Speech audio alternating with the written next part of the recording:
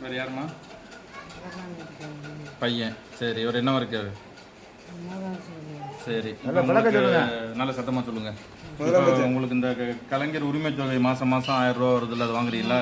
வாங்குறீங்க. வேற என்னென்ன இந்த கவர்மெண்ட்ல என்ன சலுகை எதிர்பார்க்குறீங்க? 1000 ரூபா கரெக்டாக வருது.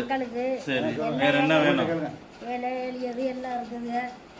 வேற உங்களுக்கு என்ன அடிப்படை? உட்காருங்க, நீங்க உட்காருங்க. வேற என்ன வேணும் சொல்லுங்க. உட்காருங்க. என்ன வேற என்ன எதிர்பார்க்குறீங்க? என்ன திட்டம் எதிர்பார்க்குறீங்க?